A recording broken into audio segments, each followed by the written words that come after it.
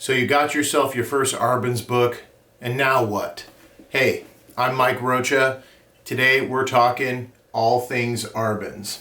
Maybe you were recommended by a friend, a teacher, or maybe even an enemy that you should get yourself a copy of the Arbans book. So you rushed out to Amazon, busted out your phone, and you put that order in, and now it's here. So you got this big fancy book. Comes in a bunch of different iterations. There's ones with a silver cover. There's ones that have CDs included.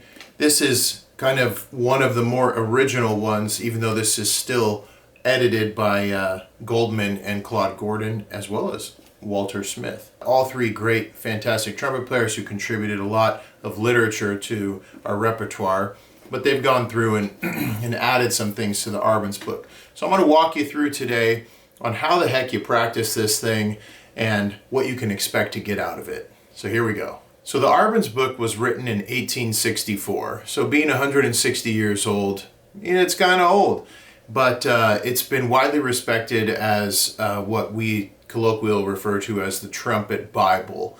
And the reason being that it contains all or very close to all the important and necessary fundamentals for being a great trumpet player, or in Arban's case, a cornet player.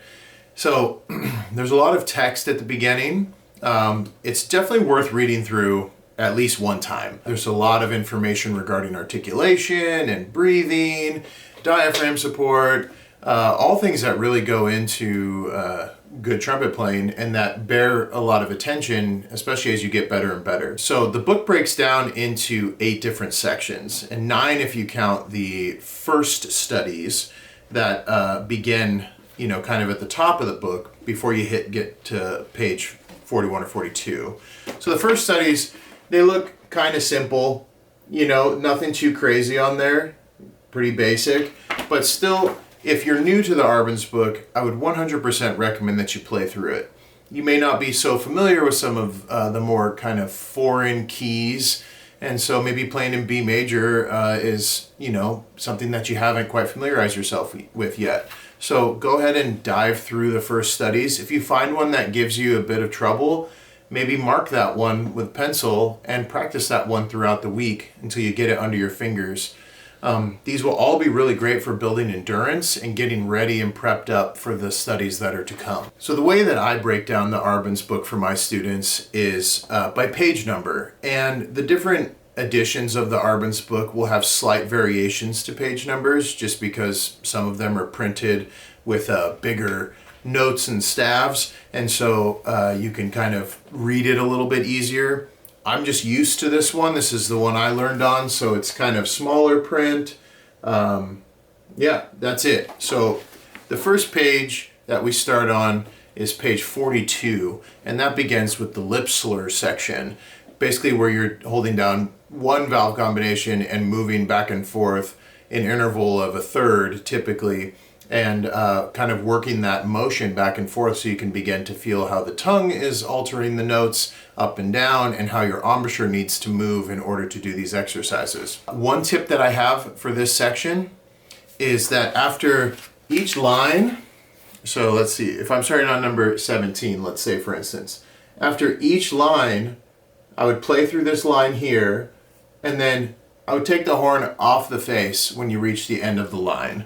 So just that one line, 17, get to the last measure in 17, and put a little caesura, railroad tracks, that just remind you to take a little bit of break. The reason being is that lip slurs, especially for younger and less experienced players, they can be really fatiguing, and they can also make you kind of stiff just because maybe one, we're playing too loud, but two, just by the nature of the slur exercise itself, is it's an isometric exercise, meaning that the mouthpiece pressure is static and never comes off the face while you're playing this exercise.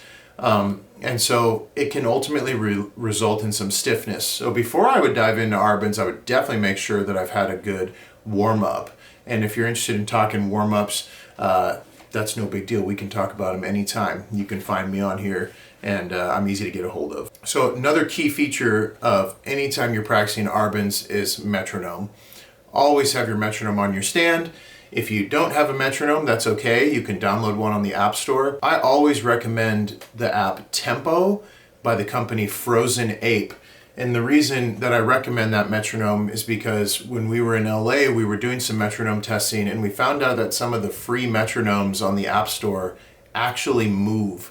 And they move ever so slightly. They're just not quite as accurate as you can be, which is a strange thought for a metronome, but we found it to be true. The app Tempo by Frozen Ape doesn't move. It projects perfect tempo. And so why not play with the machine that's going to offer you some perfect tempo? So you're going to get your metronome out and you're going to play, and this is going to be consistent for every exercise in the Arbans book. You're going to play through it and you're going to see, does that tempo, is it working for me, or am I really struggling to kind of get my feet under me when I'm playing this exercise?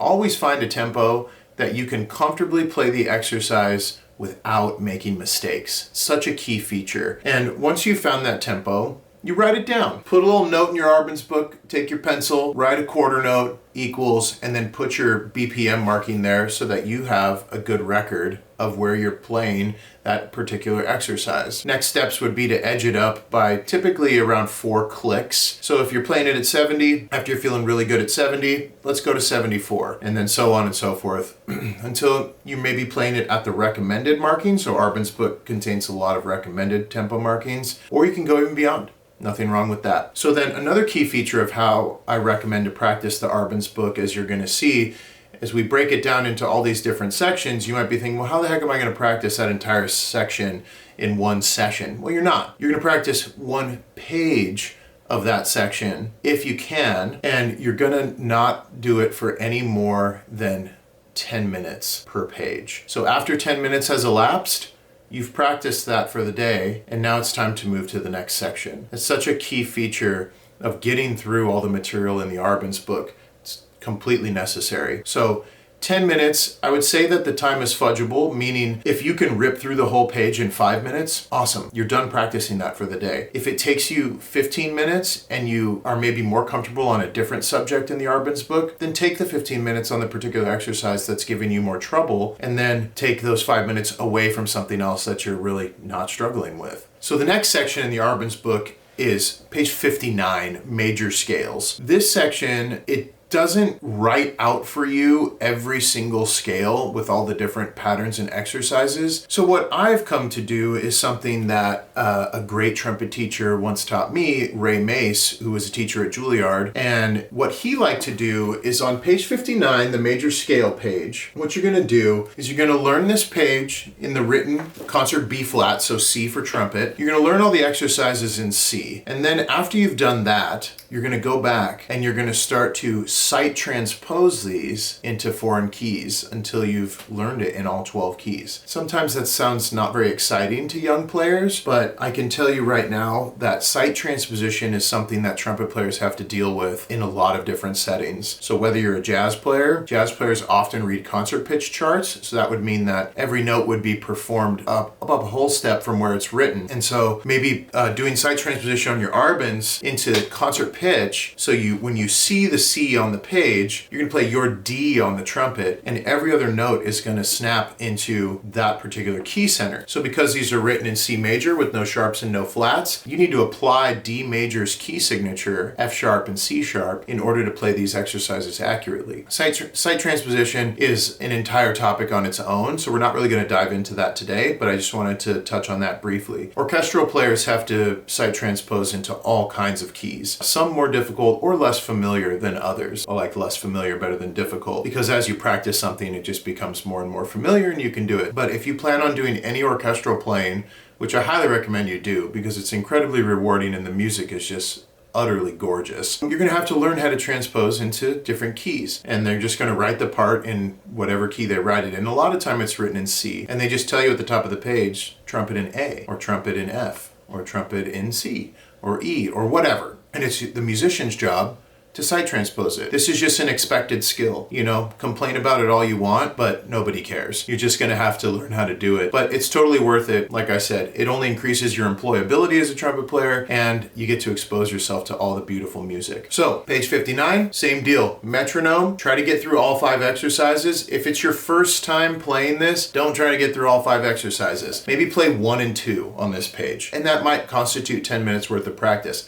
That is fine. You're going to be coming back to this all week long, and in some cases, it might take, maybe a month to get an exercise together, depending on where your level is. So take your time, work these things. This is how you build it up in order to be able to play through this book. So you have to see it as kind of a long-term thing. All right, so the next page in the Arbans book that I have my students tackle is page 76. That's where the chromatic scales begin. Now, the Arbans chromatic scales are slightly different than if you've practiced the Herbert L. Clark Technical Studies Book 1 chromatics, where they use precisely half of an octave to work and iron out these different areas. I think that exercise is fantastic. If you don't have the Herbert L. Clark book, definitely grab yourself a copy. I'll put a link in the description. But the chromatics in the Arbans book, they're a little different. They start off working with an octave, and so you're moving over the span of an octave and just getting that nice chromatic thing happening. It's going to be a finger exercise if you're not familiar with chromatics.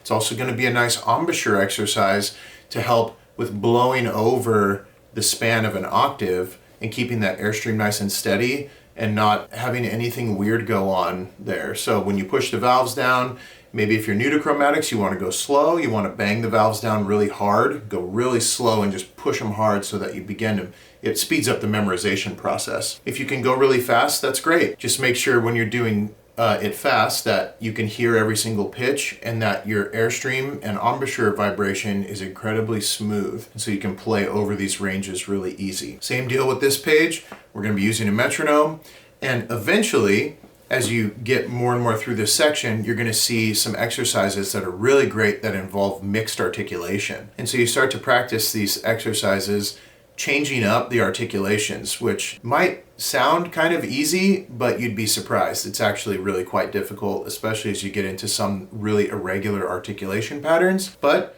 we're trying to be really accurate with our playing. That's what the Arbans book is all about, is getting you to the professional level of trumpet playing. And so being mindful of articulation, slurred, tongued, what kind of tongue are we using? Are the notes staccato? Are they marcato with a staccato? Are they tenuto with staccato? Whatever those articulation markings might be, we want to be able to pay really close attention to them. And so that comes later in the chromatic scale studies. Only on page 78, you start to see the mixed articulation stuff. That might be difficult for you. If you're new to it, go slow. You gain the quickest when you practice the slowest. So slow it down, make sure that you're doing it really accurately with the metronome.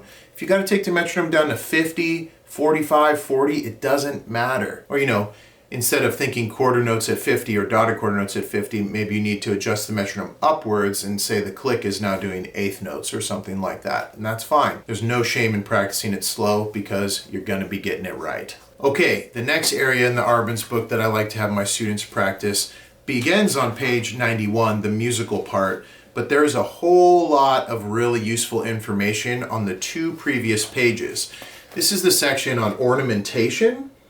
So you may be familiar or have encountered some markings in music like a turn or mordant or some of these kind of more offbeat ornamentation markings that you're like, what the heck is that?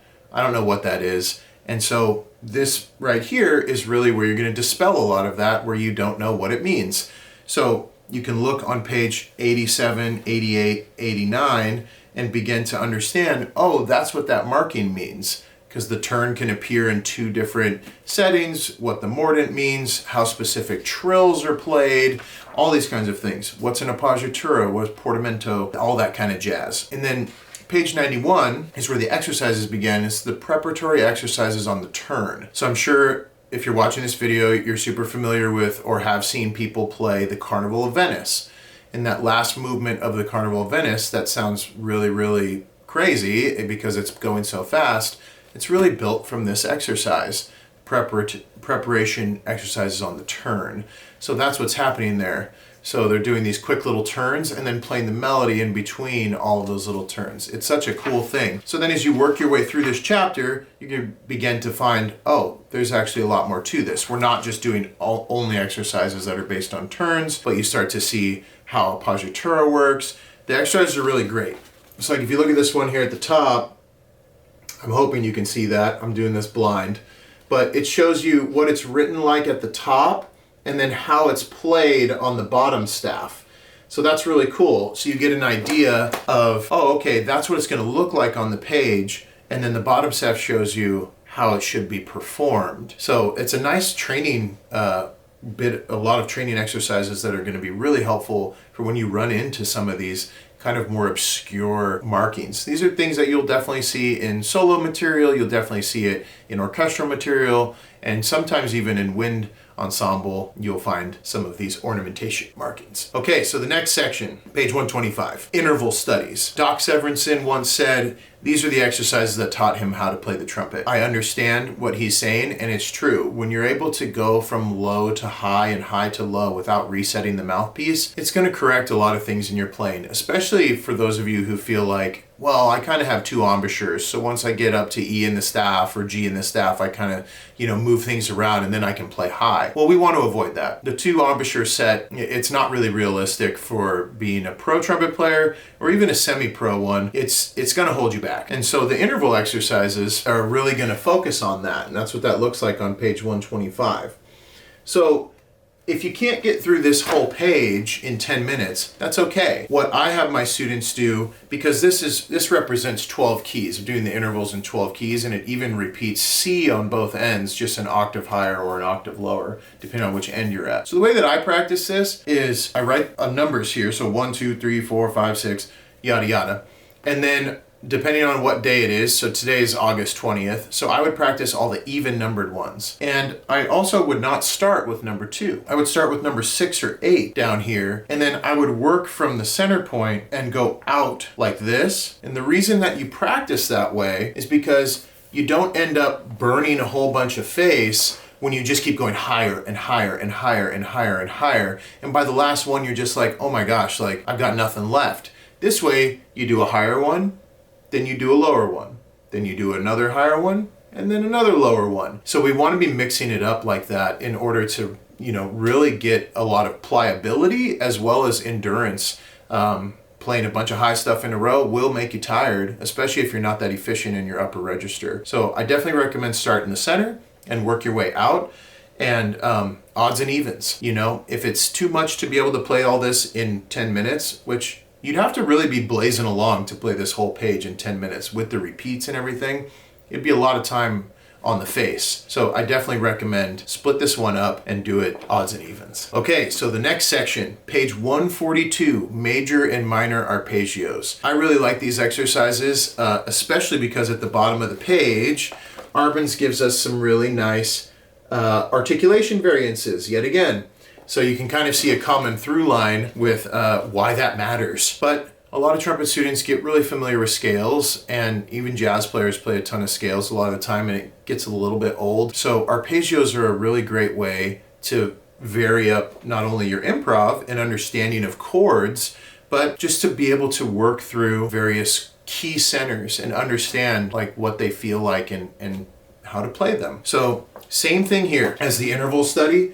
Break this guy up. Put numbers 1 through 12 or 13 on this page. Practice them odds and evens. These ones you don't actually have to start from the center because the way they go around the circle of fifths, they're not always working higher and higher and higher. So you could start at the very beginning on these ones. Doesn't really matter. And again, like we're allotting 10 minutes for each page in the Arbans book. So major and minor arpeggios, once you feel like you've got those together in the written articulation, check out the articulation variances at the bottom and see how you fare. Can you hold it together? Can you really do it? That's what you're after. You may need to slow it back down. That's okay. We're working something new, variance within the exercise. This is just part of practice. And by doing it that way, you stand the most to gain. Okay, now we're on to the tonguing area of the Arbans book. Page 155. Arbans starts with triple tonguing. A lot of mixed feelings about that, not just with me, but educators in general. A lot of students, I feel like, are better off starting double tonguing, which starts on page 175. But all in all, you're going to want to start doing both right now. So it doesn't really matter. On a given day, you should be working both your double tonguing and your triple tonguing. And I can't tell you how many trumpet players I encountered in Los Angeles who didn't know how to multiple tongue, but are professional players. Now that seems like a bit of a problem to me, right? If you want to have the maximum amount of employability as a trumpet player, wouldn't you want to be able to do everything that the instrument is requiring you to do? So double and triple tonguing do come up. We've done orchestral sessions on some movies, required a lot of triple tonguing and double tonguing. It definitely comes up. And you don't want to be the guy hiding in the weeds, trying not to stop the recording session because you can't really play the exercise or the piece of music in the way that it's supposed to be played. So we're just going to start now going sequentially through the book. Page 155, triple tonguing. This is what the page looks like. Super normal. I think there's 5 exercises on this first page. If you're brand new to multiple tonguing, don't even worry about getting through exercise 1. What I'd recommend you do is put a repeat around the first measure, single tongue it, and then triple tongue it. 2 2 2 2 2 2 2 2 2 2 2 2 2, and just back and forth, single tongue, triple tongue, single tongue, triple tongue, over and over. And you may notice that for my triple tongue, I say tuku tu tuku tu tu, TKT TKT T.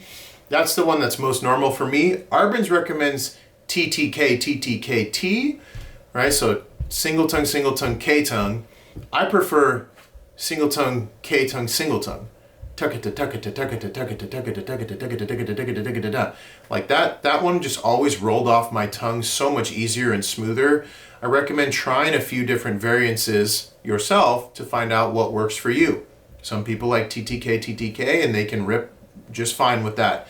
It's not going to make a difference. It's all about what's right for you. So you got to experiment around with it a little bit, but just letting you know how I do it. Next up is double tonguing, page 175. Exact same thing here. I would recommend put a repeat around that first measure on that F natural.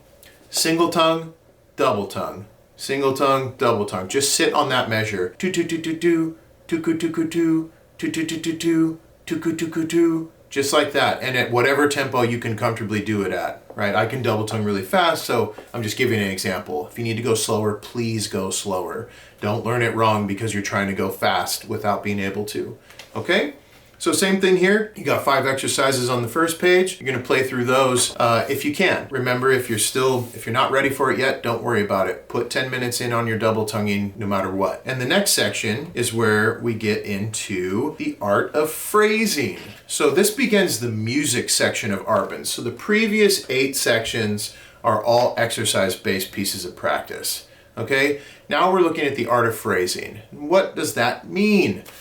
Well, phrasing in music is about understanding how a musical phrase functions.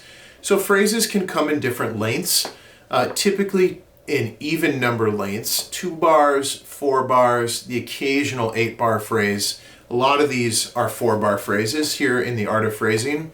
And what it means is how to speak it or play it that adds meaning to the music. Right? We don't want to become musical robots and just all we're worried about is executing exercises to no end. Why do we practice exercises? They are a means to a musical end, right? We practice the exercises so we can better transmit music.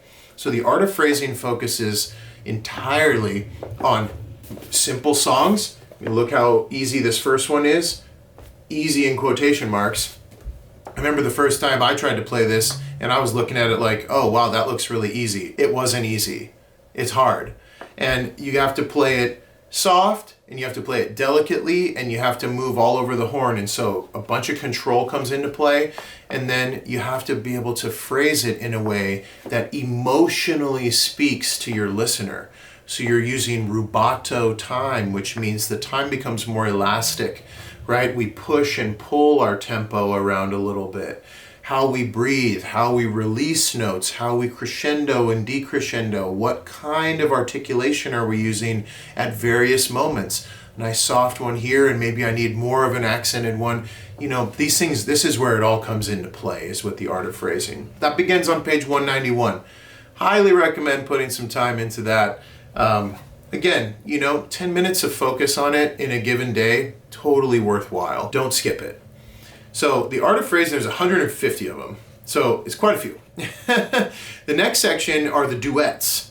And, sorry, still flipping pages because there's so many art of phrasing. Okay, here we go. So duets start on page 246. So if you've ever wondered how to get your sight reading together, Here's how you do it. Get together with a friend or a teacher and start reading duets. If your sight reading stinks, that's okay. This is where it begins. And you might look at this and think, oh, that's so easy. It's just quarter notes and half notes and yada yada, a couple eighth notes. I can't tell you how many students I've had, even late in their high school career or even college, that didn't have the basics together when it came to reading. It's unacceptable. Just to be clear with you, you have to be able to read music. It's like somebody who went to college to be an English major, but they can't read English. How does that make sense? It doesn't make sense. If you want to be a musician, reading's part of it, okay? So duets, page 246, like I said, get together with a friend or a teacher, set up a day every week, minimum. Maybe you get together on Sundays for a couple hours and play some duets. It's a great use of your time. Your reading will get better. The more you can do it in a given week, the better, right?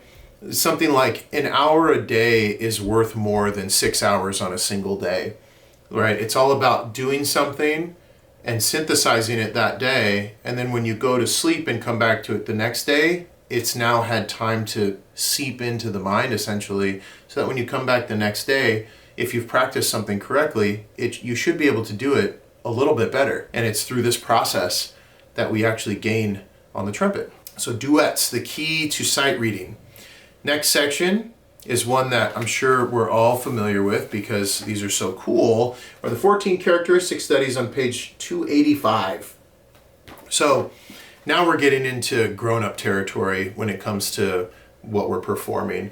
So the 14 characteristic studies represent essentially entire etudes worth of stylized trumpet music. So we're now taking what we've learned in all the exercises and all of the art of phrasing sections, and we're applying it to build these bigger etudes. So these things, they're kind of beastly. And if you're going to start working them up, which I absolutely recommend you do, I'd say probably start with number 5 in the characteristic studies. I think it's the easiest one to build and get some momentum going.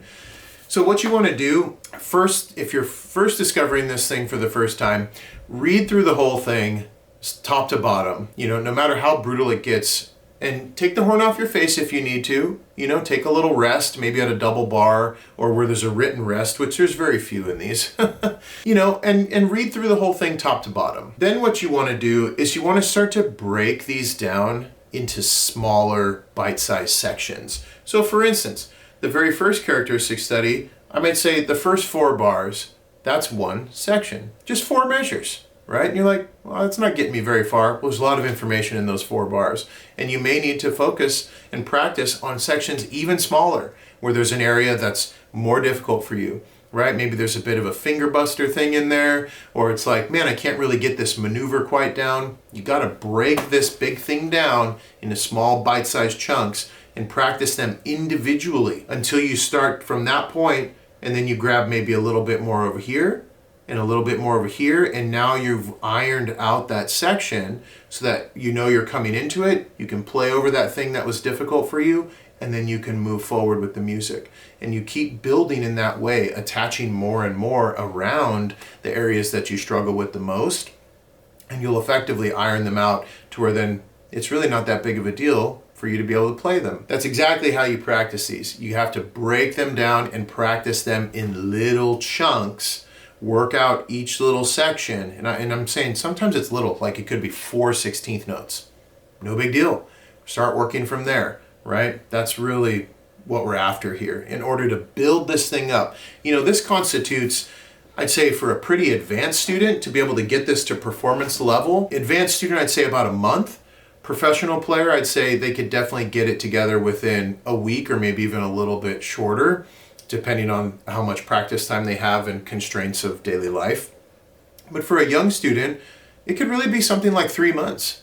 And that doesn't matter, because when you're doing it and you're building it, those 3 months of learning are going to have such a profound impact on your ability that the next one, it's not going to take 3 months. Maybe that next one takes, and it could be a drastic shift, that next one could take only 2 months, right? And maybe that next one only takes a month and a half, and so on and so forth, because you're building up your ability to be able to tackle and learn these larger pieces of music. And then finally, the great cornet solos Start on page 301.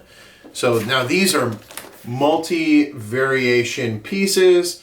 They involve everything from lyrical playing to crazy acrobatics, all kinds of multiple tonguing. This is your show-off material. This is your Carnival of Venice. This is the all of it, really. So these pieces now build upon what you've been learning through the characteristic studies and how to break these things down and learn them. It's really no different, but these constitute a much longer piece of music. You're talking 6 to 8 minutes performance with any one of these, and multiple variations. I'm sure, like I said, everybody's familiar with the Carnival of Venice.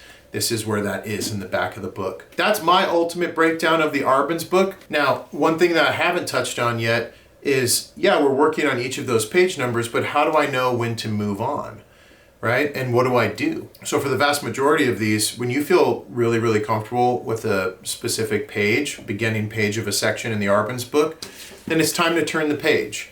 And what I recommend doing is keeping a practice journal. You know, something like a composition book that you use in chemistry class is a perfect place to keep a practice journal. Or heck, on your phone.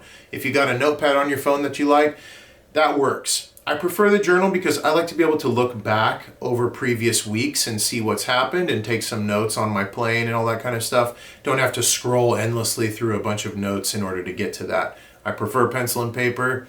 I am old school like that, but in a lot of ways I still think it's superior to some of the digital note-taking that we have available to us. After you feel really comfortable with a specific page, let's say it's the interval page. You're feeling really good on page 125. Man, I'm nailing these. I'm not making any mistakes. My metronome is at a pretty good pace.